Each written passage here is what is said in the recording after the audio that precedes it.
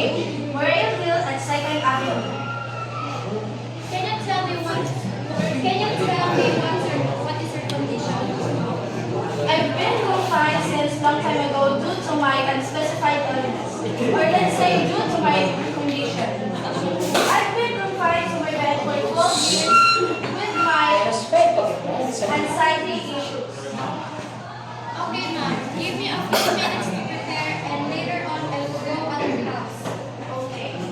After 10 minutes, the nurse and Mrs. Stevenson meet at your house.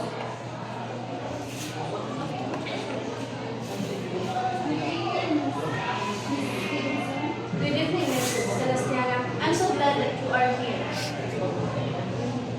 Then, later on at exactly 11:15 p.m., the killer named George went to the house of the murder, which is Mrs. Stevenson's house.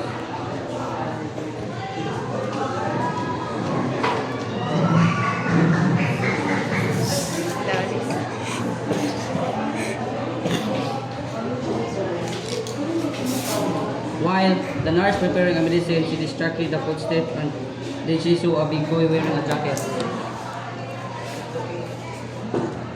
Then the nurse get the bat to bang the killer. And the nurse shout to us for help. The nurse shouting. Help! Help! Somebody help! Then Mrs. Stevenson tried to contact the police. Then the patrolman rolling at the time and they Please answer my call. I need help. the two patrolmen convinced the killer to stop what he's doing. But George didn't listen to trying to get his gun under the table. Then the nurse tried to call the police to arrive in Marcos. Mrs. Stevenson initial attack, she supervised and they are fighting attack. Please, I need help. Please, answer my call.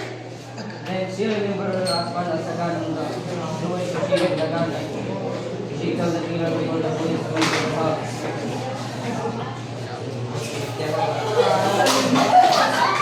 But George is already got his friend for that way, he get Police, come here. Black boy. Black boy. Stay calm. Mom, please stay calm. Want to kill us. Black boy wants to kill us.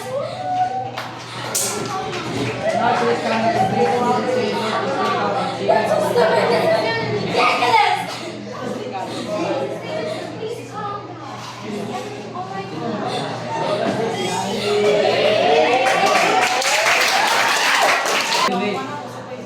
So that's the story when the victim didn't die, but the killer died.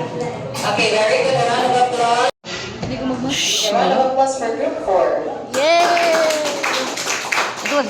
Asa mo kasaydi? Ay kalimot sa mga minus 5. Ayaw.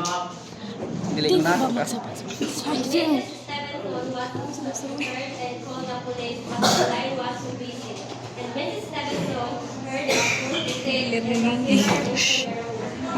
Stevenson screaming and killed.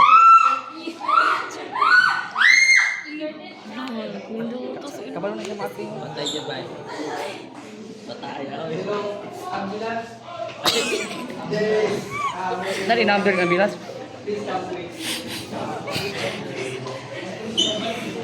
Itawagan ka ang ambulance eh. Wala, ambulance ni. Oy. Patay. Uy, ano yun? Masampli ka ron. Ano ba ako nagkahato? Yan na rin ba ako naman? Sige.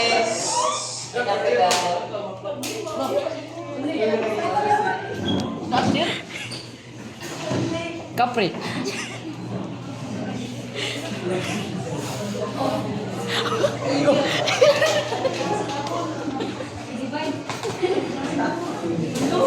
Paon-on.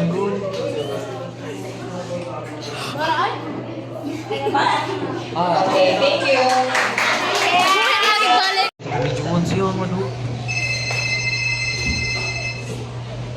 Is this Ashley Hospital? Yes, ma'am. How can we help you? I want to hire a nurse for me tonight because I'm very scared What's your name, ma'am? I'm Albert Simmons. I'm 16 years. I'm a intelligent person. Okay, ma'am, we're gonna ask the nurse.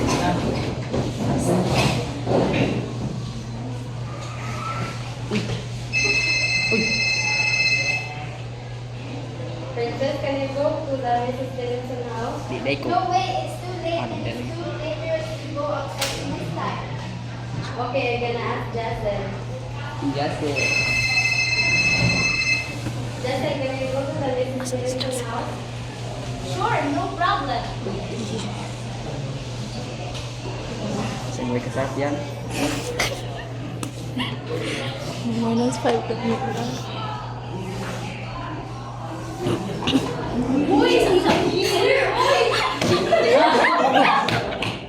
Sa mo ni?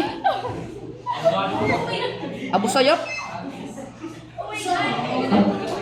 Halo gangsta. Siren! Gagi par, gagi.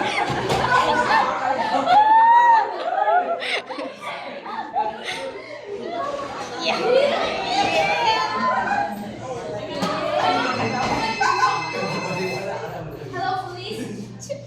I need your help. There's a killer here.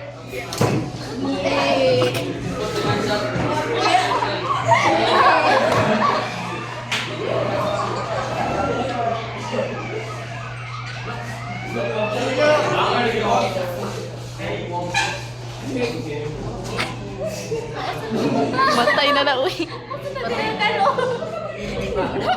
Nagkatawa.